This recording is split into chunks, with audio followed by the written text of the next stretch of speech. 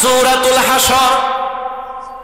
রব্বুল আলামিন কালামুল্লাহ শরীফের মধ্যে तमाम পৃথিবীর মানুষদেরকে ওহীর ভাষায় ডাক দিয়ে বললেন, ইয়া আইয়ুহাল্লাযীনা আমানুত্তাকুল্লাহা ওয়াল তানজুর নাফসুম মা কদ্দামাত লিগাদ ওয়াত্তাকুল্লাহা ইন্নাল্লাহা খাবীরুম বিমা তা'মালুন।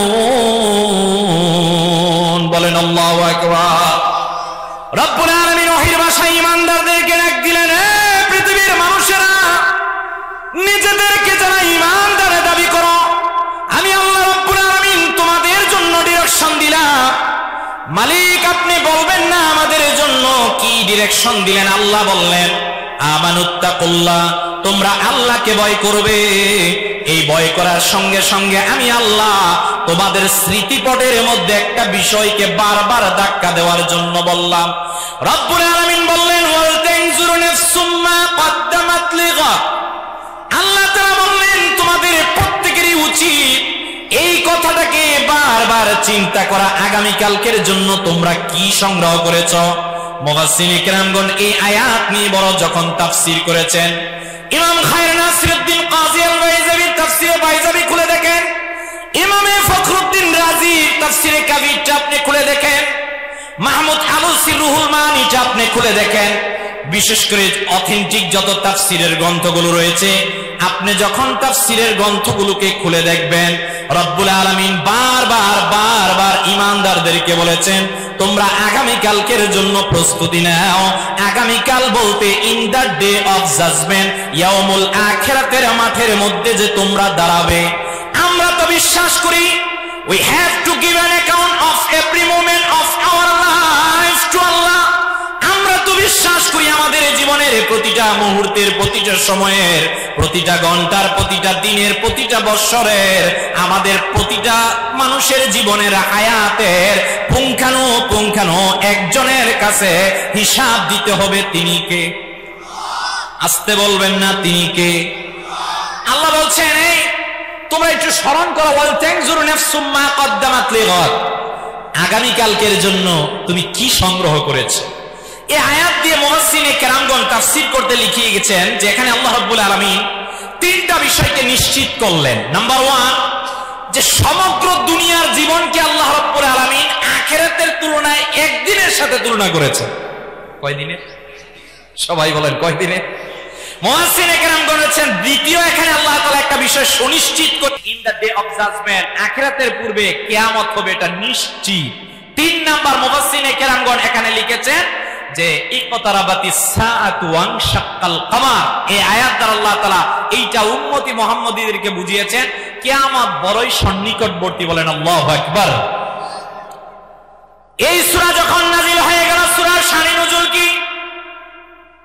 আল্লাহ রাব্বুল আলামিনের প্রিয় হাবিব মুহাম্মদুর রাসূলুল্লাহ সাল্লাল্লাহু আলাইহি সাল্লাম মক্কাতুল মুকাররমা থেকে হিজরত করে যখন মদিনার মধ্যে গেলেন, নবীজি সাল্লাল্লাহু আলাইহি ওয়াসাল্লাম গিয়ে দেখলেন মদিনার মধ্যে কয়েকটা সমস্যা।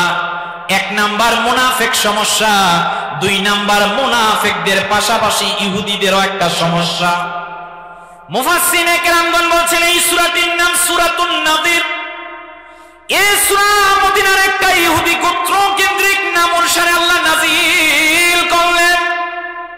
আল্লাহর হাবিব সাল্লাল্লাহু আলাইহি সাল্লামের সঙ্গে চরম আকারে যখন বিশ্বাসঘাতকতার শামিল করলো এই গোষ্ঠীটা বনু নাযির, আল্লাহ রাব্বুল আলামিন তাদের বিরুদ্ধে সূরাতুল হাসরটা আল্লাহ নাযিল করলেন। হাবিবকে জানিয়ে দিলেন, ওগো হাবিব মুহাম্মদুর রাসূলুল্লাহ সাল্লাল্লাহু আলাইহি ওয়াসাল্লাম, तमाम পৃথিবীর মানুষদেরকে আপনি জানিয়ে দেন, আমি আল্লাহ সিদ্ধান্ত দিলাম দুনিয়ার মধ্যে যারা আপনার বিরুদ্ধে দাঁড়াবে, সে যদি ইশারা ইঙ্গিতে হাতে কর্মে কোন অবস্থার মধ্যে আপনার বিরোধিতা করে, আপনি মুহাম্মদ সাল্লাল্লাহু আলাইহি ওয়াসাল্লাম জবাব দিবেন না, আমি স্বয়ং আল্লাহ তার জবাব দিব। জোরে জোরে বলেন আল্লাহু আকবার। আল্লাহ তাআলা সূরাতুল হাসর নাযিল করলেন মদিনার বনু নাদির গোত্রের বিরুদ্ধে। আমরা শানে নুজুল সংক্ষিপ্ত আকারে জানলাম। এই সূরার ফজিলত কি? আমার নবীজি সাল্লাল্লাহু আলাইহি ওয়াসাল্লাম সুসংবাদ দিয়েছেন, উম্মত তোমাদেরকে জানিয়ে দিলাম যে এই দুনিয়ার মধ্যে তুমি যদি আল্লাহর দেখানো পথ কোরআন আর মুহাম্মদ ইবনে আব্দুল্লাহ মুহাম্মদ সাল্লাল্লাহু আলাইহি ওয়াসাল্লামের দেখানো সুন্নাহ অনুযায়ী যদি তুমি তোমার জীবনকে পরিচালনা করতে পারো, তোমার জন্য অপেক্ষা করতেছে আল্লাহর জান্নাত।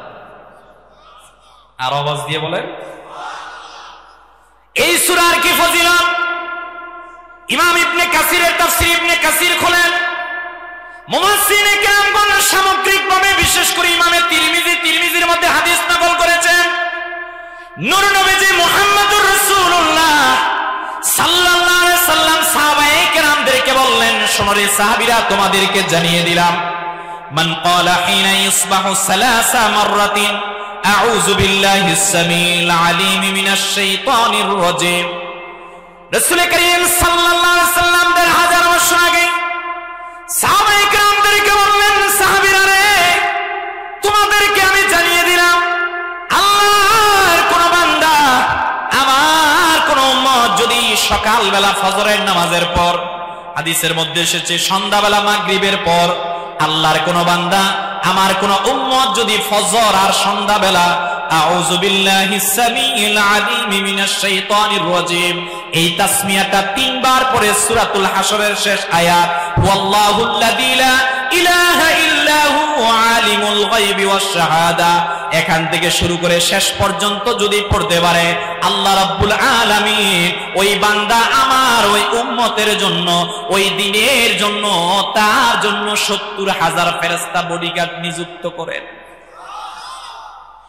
আমার নবীজি একজন সাহাবীরা, তোমাদেরকে জানিয়ে দিলাম, শুধু এখানেই শেষ নয়, ওই দিন কিংবা রাত্রেবেলা যদি ওই বান্দাটা ইন্তেকাল করে, আমার নবীজি ডাক দিয়া বললেন, ওই মুহূর্তের মধ্যে এই আমলটা করা অবস্থার মধ্যে যদি ওই বান্দাটা ইন্তেকাল করে, তার মৃত্যুটা আমার আল্লাহ শহীদি মৃত্যুর কাতারের মধ্যে অন্তর্ভুক্ত করে দেয়। Can you imagine how it possible? এইটা আবার কেন? আমার আল্লাহ বলছেন, তোমাদের জন্য জান্নাতে যাওয়াটা কঠিন করি নাই, সহজ করি। আমল সহজ। আপনার মৃত্যু যদি শহীদি মৃত্যু হয়, আপনার টেনশন নাই। রাসূলুল্লাহ সাল্লাল্লাহু আলাইহি ওয়াসাল্লাম বলছেন, শহীদি মৃত্যু হলে তো তোমার জন্য আল্লাহ তাখাফু ওয়া লা তাহজানু ওয়া আবশিরু বিল জান্নাহ, তোমার জন্য অপেক্ষা করতেছে আল্লাহর জান্নাত। জোরে জোরে বলেন আল্লাহু আকবার। এইবার আসেন আয়াতের তাফসীর নিয়ে। রব্বুল আলামিন এখানে দুইটা অংশ ভাগ করলেন। ইয়া আইয়ুহাল্লাযীনা আমানুত্তাকুল্লাহা ওয়াল তানজুর নাফসুম মা কদ্দামাত লিগাদ। রব্বুল আলামিন আয়াতের প্রথম অংশে বললেন আল্লাহকে ভয় করবা, মানে কি? তাকওয়া অর্জন করবা। দ্বিতীয় অংশের মধ্যে আল্লাহ রব্বুল আলামিন স্মরণ করালেন আখিরাতের মাঠের কথা।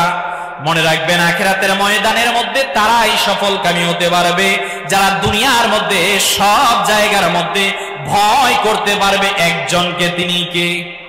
আসতে বলবেন না, তিনি কে? রব্বুল আলামিন আমাদের জীবন চক্রটাকে আমাদের কাছে স্মরণ করালেন। ছিলাম আমরা মার রেহেমের মধ্যে, মার রেহেম থেকে দুনিয়ার মধ্যে আমরা আগমন করলাম। 10 মাস 10 দিন দুনিয়ার মধ্যে মার রেহেম থেকে দুনিয়ার মধ্যে আসলাম। 1 থেকে 16 বছর ছোট্ট কিশোর অবস্থার মধ্যে থাকলাম। 16 থেকে 40 নিজের যৌবন অবস্থার মধ্যে থাকলাম। 40 থেকে 60 বছর পর্যন্ত পৌরত্ব অবস্থার মধ্যে থাকলাম, এবং বাকি জীবনটা আপনার বৃদ্ধ অবস্থার মধ্যে আপনি আমি রইলাম। এবার আল্লাহ রাব্বুল আলামিন আমাদেরকে কোরআনুল কারীমের ভাষায় আমাদেরকে স্মরণ করালেন, শোনে পৃথিবীর মানুষেরা, who are successful, whom we should follow to get success in life, তোমাদের জীবনের মধ্যে কে সফলকামী? এবার আল্লাহ রাব্বুল আলামিন নিজেই তো সূরা মুলুকের মধ্যে জবাব দিচ্ছেন, তাবারাকাল্লাযী বিয়াদিহিল মুলকু ওয়া হুয়া আলা কুল্লি শাইইন কাদির, আল্লাযী খালাকাল মাউতা ওয়াল হায়াতা লিয়াবলুয়াকুম আইয়ুকুম আহসানু আমালা ওয়া হুয়াল আজিজুল গফুর।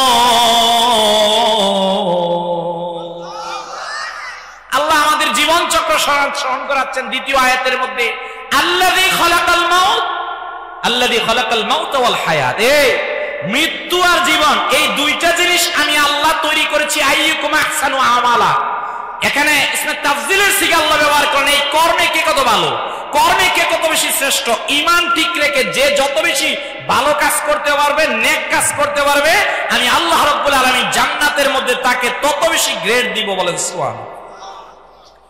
রব্বুল আলামিন আমাদেরকে আবার কোরআনুল কারীমের মধ্যে অনেক জায়গায় স্মরণ করালেন, ইয়া আইয়ুহান নাসু উবুদু রাব্বাকুমুল্লাযী খালাকাকুম ওয়াল্লাযীনা মিন ক্বাবলিকুম লাআল্লাকুম তাত্তাকুন।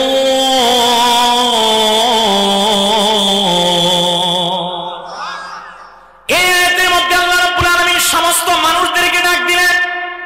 একবিংশ শতাব্দীর মধ্যে ৯০০ কোটি মানুষ বর্তমান সময়ের মধ্যে বসবাস করে। মনে রাখবেন, আমার কোরআনটাকে আল্লাহ রাব্বুল আলামিন একটা জাতির জন্য পাঠান নাই, রব্বুল আলামিন একটা গোষ্ঠীর জন্য পাঠান নাই। রব্বুল আলামিন দুনিয়ার মধ্যে সফলকামিতার জন্য ইয়া আইয়ুহান নাস বলে আল্লাহ তাআলা ডাক দিলেন। শোনো রে পৃথিবীর মানুষেরা, তোমাদেরকে জানিয়ে দিলাম, ও উবুদু, তোমরা আল্লাহর ইবাদত করবে। এই ইবাদত করার ক্ষেত্রে তোমাদেরকে আমি আল্লাহ চূড়ান্ত একটা মানদণ্ড দিলাম। যে ব্যক্তি ইবাদত করতে করতে তাকওয়ার সর্বোচ্চ স্তরের মধ্যে যেতে পারবে, আমার আল্লাহ নিজে সুসংবাদ দিলেন, ইন্নাল্লাহা ইউহিব্বুল মুত্তাকিন, আমি আল্লাহ তাদের জন্য সুসংবাদ দিলাম, আমি স্বয়ং আল্লাহ তাদেরকে ভালোবেসে ফেলি। কে ভালোবাসেন ভাই? আমাদের কারি ভাই মন চায় না যে আমাদের পক্ষে আল্লাহ থাকুক? কথা বলেন না? আমাদের প্রত্যেকের নামাজ থেকে শুরু করে যত ধরনের ইবাদত বন্দিগি আছে, সব ইবাদত বন্দিগির ক্ষেত্রে আমাদের চিন্তা টেন্ডেন্সি হলো আল্লাহ খুশি হোক। কথা বলেন না কেন? আরে ভাই, যার জীবনে রব আছে, আল্লাহ আছে, যার জীবনের মধ্যে ইসলাম আছে, যার জীবনের মধ্যে কোরআন আছে, যার জীবনের মধ্যে নূর নবী মুহাম্মদ সাল্লাল্লাহু আলাইহি ওয়াসাল্লামের সুন্নাতে মুতাহহারা আছে, এর জীবনের মধ্যে সফলতা আছে, এর দুনিয়ায়ও টেনশন নাই, এর আখিরাতের ময়দানের মধ্যে কোনো টেনশন নাই। কথা বলেন ঠিক কিনা? আমানুত্তাকুল্লাহ, কারা আমানুত্তাকুল্লাহ? যাদের ঈমান হলো সাহাবীদের মতো। সুবহানাল্লাহ বলবেন। যাদের ঈমানের ক্ষেত্রে তাদের আমলে সালেহের তো কোনো প্রশ্নই নাই, এত নেক আমল তারা করে, চিন্তা করে লাভ নাই। বরঞ্চ একেবারে ঘর থেকে শুরু করে মসজিদ থেকে বাজার, বিদ্যালয় থেকে আদালত, গৃহ থেকে রণাঙ্গন, জমিন থেকে মহাকাশ পর্যন্ত সেই ব্যক্তিটা সব জায়গার মধ্যে ভয় করবে যে দুনিয়া হয়তোবা লোকচক্ষের অন্তরালের মধ্যে আমি রয়েছি, কেউ দেখতেছে না, কিন্তু আমাকে দেখতেছেন একজন, তিনি কে? আমার আল্লাহ দেখতেছেন। এই চিন্তা টেন্ডেন্সি যার মধ্যে আসবে, এর কোনো ভয় নাই। হতে পারে তার উপর অত্যাচার স্টিম রুলার পর্যন্ত আসবে, আপনি তার বাস্তব প্রমাণ যদি দেখতে চান, ফিলিস্তিনের মুসলমানদের ছোট্ট মাসুম বাচ্চাদের, নিষ্পাপ বাচ্চাদের জীবনের দিকে তাকিয়ে দেখেন। বন্দুকের রাইফেলের নড়ার সামনেও দাঁড়িয়ে বলে, আমি দুনিয়ার কোন শাসককে ভয় পাই না, দুনিয়ার কোনো কিছুকে ভয় পাই না, আমার হায়াত, আমার মউত, আমার জীবনের যা কিছু আছে সব কিছু একজনের জন্য। তিনি কে? তিনি আমার আল্লাহ। এই ভয় যখন প্রত্যেক মুসলমানদের মধ্যে যাবে, আলেমের মধ্যে যাবে, ওস্তাদের মধ্যে যাবে, ইমামের মধ্যে যাবে, তালেব ইলমের ভিতরে যাবে, ব্যবসায়ীর কাছে যাবে, চাকরিজীবীর কাছে যাবে, এক কথা তাকওয়া যখন প্রত্যেকের ঘরে যাবে, তখন এই দেশটা মদিনার মতো, মদিনার আদর্শে রূপান্তরিত হবে। কথা বলেন ঠিক কিনা? আর না হয় তাকওয়া যতদিন পর্যন্ত আমাদের ভিতরে না হবে, ততদিন পর্যন্ত এই দেশেরও পরিবর্তন হবে না, আমাদের নিজেরও পরিবর্তন হবে না। কথা বলেন না কেন? এই তাকওয়া কেমন হতে হবে? রব্বুল আলামিন আমাদেরকে বুঝালেন, দুনিয়াটা ক্ষণস্থায়ী। এরে ভাই, দুনিয়ার মধ্যে আর আপনি কত বছর হায়াত পাবেন একবার কি চিন্তা করে দেখেছেন? পৃথিবীর মধ্যে হযরতে নূহ আলাইহিস সালাতু ওয়াস সালামের পূর্বে বাবা আদম 960 বছর হায়াত পেলেন। হযরতে নূহ আলাইহিস সালাতু ওয়াস সালাম 1340 বছর হায়াত পেলেন। বাদশা যুলকারনাইন 1650 বছর হায়াত পেলেন। এইবার আপনি চিন্তা করেন, আমিও চিন্তা করি, আমার ডানে বামে প্রত্যেকেই চিন্তা করেন আমরা কয় বছর হায়াত পাবো? কথা বলেন না কেন? কয় না হয় 100 বছর, না হয় 200 বছর তাকিয়ে দেখেন না, সামনেই তো কবরস্থান। নিজের মধ্যে যদি অহংকার চলে আসে, পারলে একটু কবরের সামনে দাঁড়িয়ে একবার নিজের জীবনের হিসাবটা নিয়ে চিন্তা করবেন। আল্লাহ তো দুনিয়ার মধ্যে পাঠিয়েছেন, ওরে বান্দা কাইফা তাকফুরুনা বিল্লাহি ওয়া কুনতুম আমওয়াতান ফাআহইয়াকুম সুম্মা ইউমীতুকুম সুম্মা ইউহয়িকুম সুম্মা ইলাইহি তুরজাউন। রব্বুল আলামিন তো আমাদেরকে একটা ডিরেকশন দিলেন, ছিলাম মৃত, আমি আল্লাহ জীবন দিলাম, আবার তোমাদেরকে মৃত্যু দিব, আবার আমি আল্লাহ তোমাদেরকে জিন্দা করব। এরপর আখিরাতের ময়দানের মাঠের মধ্যে তোমাদেরকে দাঁড় করাবো। ওই মাঠের মধ্যে যেই ব্যক্তি সফলকামী হতে পারবে সেই ব্যক্তি হলো ফামান যুহজিহা আনিন নার ওয়া আদখিলাল জান্নাহ। যে ব্যক্তি জাহান্নাম থেকে মুক্ত হয়ে ওই দিন আল্লাহর কাছ থেকে জান্নাতের সার্টিফিকেট নিতে পারবে সেই ব্যক্তি হলো প্রকৃত সফলকামী। আওয়াজ দিয়ে বলেন আল্লাহু আকবার। আমার নবীজি সাল্লাল্লাহু আলাইহি ওয়াসাল্লাম এইবার একটু তাকওয়ার বর্ণনা দিলেন। সাইয়েদনা আলী রাদিয়াল্লাহু তাআলা কে প্রশ্ন করা হলো, গো আলী, আপনি আমাদেরকে বলেন মা মানে তাকওয়া, তাকওয়া কি জিনিস? সাইয়েদনা আলী রাদিয়াল্লাহু তাআলা বললেন, শোনো রে, তাকওয়া হলো আল্লাহকে ভয় করা। শোনো রে, তাকওয়া হলো কোরআন অনুযায়ী আমল করা। শোনো রে, তাকওয়া হলো অল্পে তুষ্টি থাকা। শোনো রে, তোমাদেরকে জানিয়ে দিলাম, তাকওয়া হলো তোমার জীবনের মধ্যে সব সময় তোমার মৃত্যুর কথাটাকে বারবার স্মরণ করা। সাইয়েদনা আলী রাদিয়াল্লাহু তাআলা, হযরত আলী বলছেন, শোনো, তাকওয়া কি জিনিস জানতে চাও? আমি মুহাম্মদ সাল্লাল্লাহু আলাইহি ওয়াসাল্লাম থেকে জানতে পারলাম, তাকওয়া মানে তুমি সব জায়গায় আল্লাহকে ভয় করবা। তাকওয়া মানে তুমি অল্পতে তুষ্ট থাকবা। তাকওয়া মানে সব সময় কোরআন অনুযায়ী তোমার জীবনকে পরিচালনা করবা। তাকওয়া মানে কি? সব জায়গায় তুমি তোমার মৃত্যুকে স্মরণ করবা। এ ব্যাপারে সাইয়েদনা ওমরের জীবনী থেকে একটা ঘটনা দিলে আপনি সুন্দরভাবে বুঝতে পারবেন। সাইয়েদনা ওমর ফারুক একদিন বিশাল মরুভূমি দিয়ে রাস্তা দিয়ে তিনি হেঁটে যাচ্ছিলেন। হঠাৎ করে একটা রাখালকে তিনি দেখতে পেলেন। রাখালটা বিশাল একটা বকরির পাল নিয়ে সেখানে দাঁড়িয়ে রয়েছে। সাইয়েদনা ওমর চিন্তা করলেন, আমি তো দেখি রাখাল আল্লাহকে ভয় করে কিনা। সাইয়েদনা ওমর ফারুক রাখালের কাছে গেলেন। ওই রাখালটার কাছে গিয়ে বললেন, ভাই রে, আমার কাছে তো কোনো ধরনের খাদ্য দ্রব্য নাই, এমনকি আমার কাছে কোনো পানিটা পর্যন্ত নাই। এই মুহূর্তের মধ্যে যদি কোন ধরনের পানি কিংবা খাদ্য আমার কাছে না আসে তাহলে হয়তো আমি ইন্তেকাল করতে পারি। তুমি পারো আমাকে কিছুটা হেল্প করার জন্য? ওই রাখাল ডাক দিয়ে বলেন, আমি তো আপনাকে চিনি না। শোনো হে নওজোয়ান, আমার কাছেও তো ওই ধরনের কোনো খাবার নাই। সাইয়েদনা ওমর ফারুককে রাখাল ডাক দিয়ে বলল, শোনো রে, আপনাকে আমি জানিয়ে দিলাম আমার দেওয়ার মতো কিছু নাই। হযরত ওমর চিন্তা করলেন, আমি দেখি তো তার ভিতরে আল্লাহর ভয়টা কেমন আছে। বলল, ভাই, এই যে বিশাল বকরির পালটা আছে, এখান থেকে তুমি যদি একটা বকরি আমাকে দিয়ে দাও, কেউ তো দেখবে না।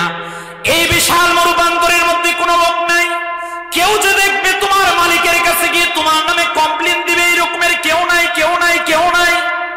ওই যুবক এবার হযরত ওমর ফারুক রাদিয়াল্লাহু তাআলা আনহুর হাতটা ধরে বললেন, ইয়া ইবনুল মালিক, ফাইনাল্লাহ, ও শাহজাদা, আপনি ঠিকই বলেছেন। মরু প্রান্তরের মধ্যে আপনার কাছে যদি একটা বকরি এই মুহূর্তের মধ্যে দিয়ে দেই, ঠিক দুনিয়ার মধ্যে কেউ দেখার নাই।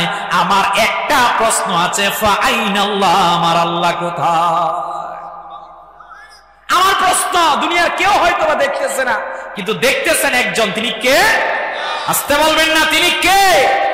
এই একটা কোয়াত ব্যক্তি যদি প্রাইম মিনিস্টার থেকে শুরু করে মুচি পর্যন্ত ঢুকানো যায়, আমি বিশ্বাস করি আমাদের নৈতিক চরিত্রেরও পরিবর্তন হবে, আমাদের দেশেরও পরিবর্তন হবে। সামগ্রিকভাবে স্বয়ং আল্লাহ আমাদের প্রত্যেকের উপর সন্তুষ্ট হয়ে যাবেন। কথা বলেন ঠিক কিনা? দ্বিতীয় আরেকটি ঘটনা না বললেই নাই। আমার নবীজি সাল্লাল্লাহু আলাইহি সাল্লামের যিনি খাদেম ছিলেন, হযরত আব্দুল্লাহ ইবনে মাসউদ রাদিয়াল্লাহু তাআলা আনহু, ওনার নাম হযরত ইবনে মাসউদ, যেদিন মুসলমান হবেন গেলেন আল্লাহর হাবিব সাল্লাল্লাহু আলাইহি সাল্লামের পূর্বে ওনার একদিন মরুপ্রান্তরে দেখা। হযরতে আবু বকর রাদিয়াল্লাহু তাআলা আনহু আল্লাহর হাবিব সাল্লাল্লাহু সাল্লাম দুইজন মিলে রাস্তা দিয়ে কোথাও যাচ্ছিলেন। নবীজি সাল্লাল্লাহু আলাইহি ওয়াসাল্লাম তৃষ্ণার্ত অবস্থার মধ্যে আবু বকর রাদিয়াল্লাহু তাআলাকে বললেন, ওই যে বকরির মাহাজন তাকে ডাক দাও। ঘটনাক্রমে তিনি ছিলেন আব্দুল্লাহ ইবনে মাসউদ, এখনো তিনি মুসলমান হন নাই। আল্লাহর হাবিব সাল্লাল্লাহু আলাইহি ওয়াসাল্লামের কাছে যিনি তখন আসলেন, নবীজি বললেন, তুমি কি আমাকে বকরি থেকে দুধ দিতে পারো কিনা? বলল, না, দেওয়া যাবে না।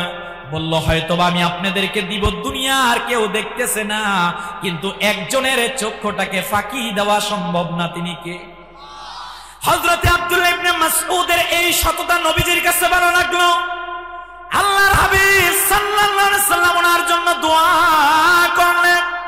রাসূলুল্লাহ সাল্লাল্লাহু আলাইহি ওয়াসাল্লামের দোয়ার বরকতের কারণে তিনি যখন এইবার শুনলেন আরবের মধ্যে নূর নবীজির আগমন ঘটেছে, তিনি এইবার রাসূলুল্লাহ সাল্লাল্লাহু আলাইহি ওয়াসাল্লামের কাছে গেলেন। হায় হায়, আরবের মরুপ্রান্তরের মধ্যে যেই রহমতের নবীকে দেখেছিলাম তিনি তো ওই নবী। নবীজির কাছে গিয়ে বললেন, আমি তো আপনার সত্যবাদিতা মুজিজা দেখেছিলাম। আপনি বকরির নিচে হাত দিয়েছিলেন, অটোমেটিক দুধগুলো পড়তেছিল, এটা আমি আপনার মুজিজা দেখেছি। এই মুহূর্তের মধ্যে আমি আব্দুল্লাহ ইবনে মাসউদ আপনার কাছে অনুমতি চাইলাম, এই মুহূর্তের মধ্যে আপনি আমাকে কালেমা পড়ে মুসলমান বানায় দেন।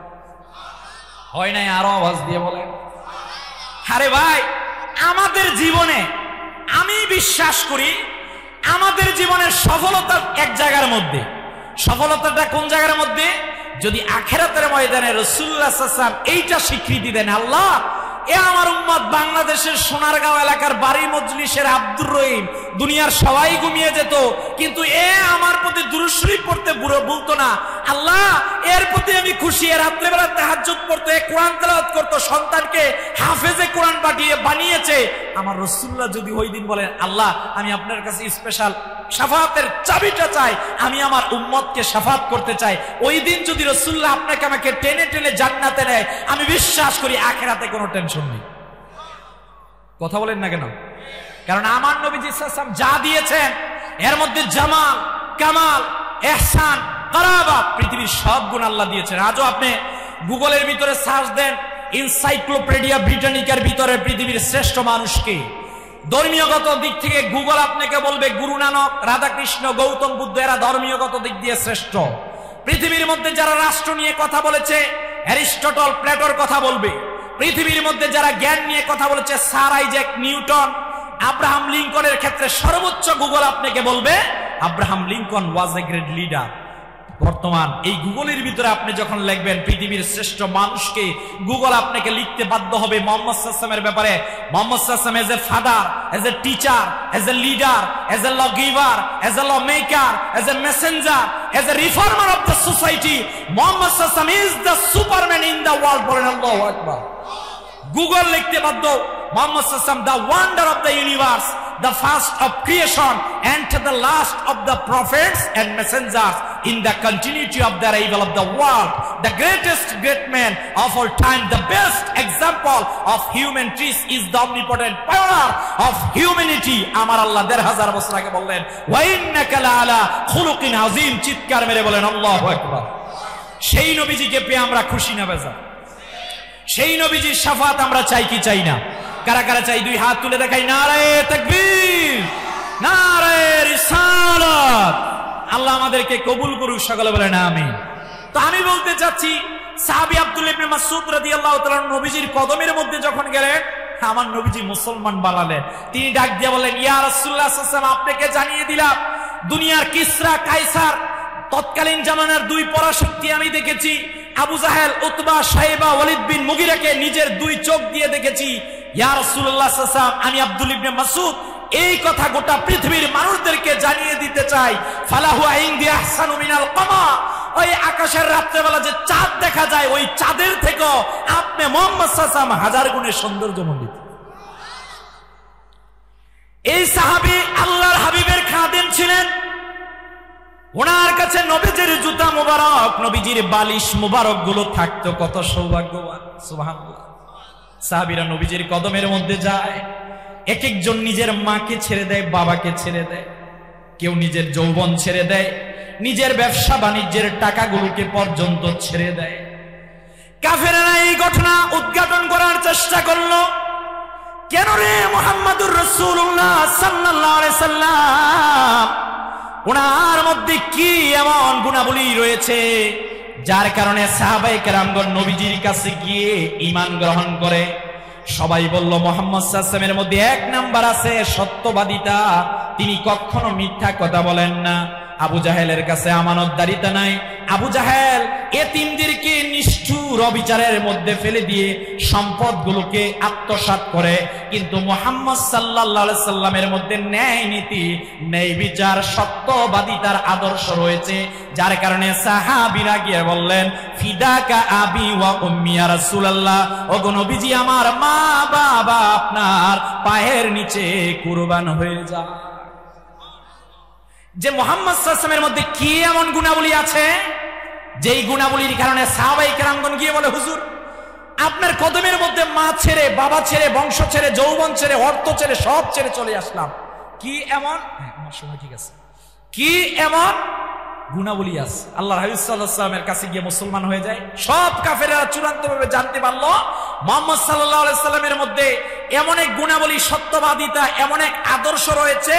সবচেয়ে বড় সাহাবীদের মধ্যে তিনি যেই জিনিসটাকে ঢুকিয়েছেন যে শোনো, দুইটা জিনিস তোমাদেরকে আনন্দ দিতে পারে না, নাম্বার 1 মৃত্যু, নাম্বার 2 আল্লাহর সামনে তোমাদেরকে দাঁড়াতে হবে। কথা বলেন না কেন?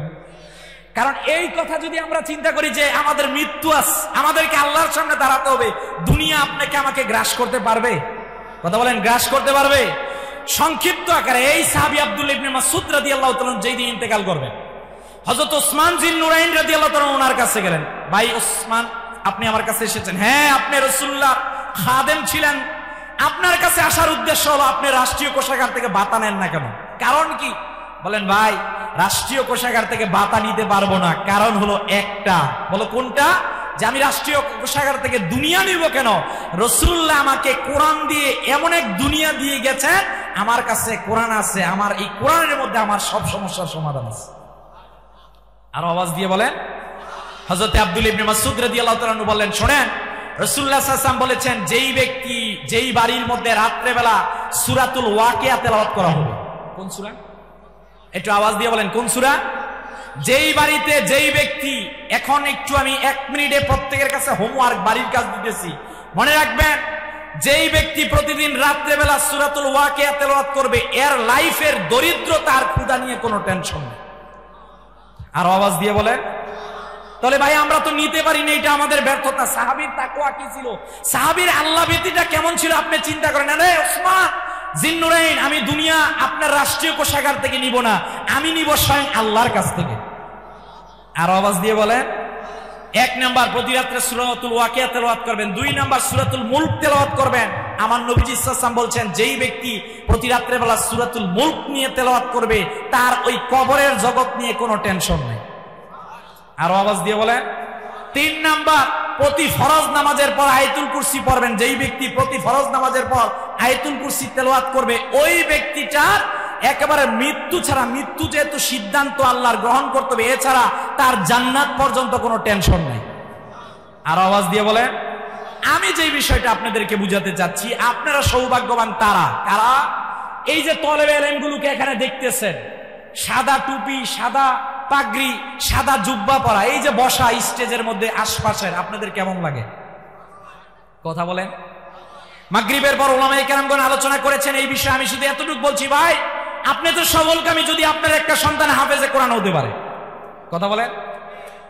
হাদিসের ভাষ্যের ব্যাখ্যা, 490 কোটি ফেরেশতারা আখিরাতের ময়দানে একজন হাফেজে কোরআনকে জান্নাতে নেওয়ার জন্য ইস্তেকবাল জানাবে। আর আওয়াজ দিয়ে বলেন। কালকে সৌভাগ্যবান ওই পিতাগুলো, যেই পিতাগুলো সন্তানের আগামীকালকে এখান থেকে পাগড়ি নিবে। আপনারা অত্র এলাকার সমাজের যারা আছেন আরো সৌভাগ্যবান, রাত্রে 3টার সময় 4টার সময় আপনারা ঘুমান, আপনাদের স্ত্রীরা ঘুমায়, বাড়ির সকলেই ঘুমিয়ে যায়, আপনারা সফলকামী। ওই জায়গার মধ্যে এই সোনারগাঁও মোহাম্মদিয়া সাল্লাল্লাহু আলাইহি ওয়াসাল্লাম, হ্যাঁ সোনারগাঁও মোহাম্মদিয়া সাল্লাল্লাহু আলাইহি ওয়াসাল্লামের এই ছাত্রগুলো পড়ে। প্রিয় হাজরিন, আমার তো বক্তব্য আপনারা শোনেন। আমি তো প্রথমেই বললাম যে আমাদের সম্মানিত মেহমান বৃন্দ এখানে রয়েছেন, আমি এখানেই রাখলাম। ইনশাআল্লাহ পরবর্তী জুমাগুলোর মধ্যে আলোচনা বিস্তারিত হবে। আল্লাহ তাআলা আমাদের প্রত্যেককে কথাগুলোর উপর আমল করার জন্য তৌফিক দীক্ষা দান করুন। সকলে বলেন আমিন। আগামীকালকের মাহফিলকে আল্লাহ উত্তরোত্তর সফলতা দান করুক। ওয়া আখিরু দাওয়ানা আনিল হামদুলিল্লাহি রাব্বিল আলামিন। আসসালামু আলাইকুম ওয়া রাহমাতুল্লাহি ওয়া বারাকাতুহু।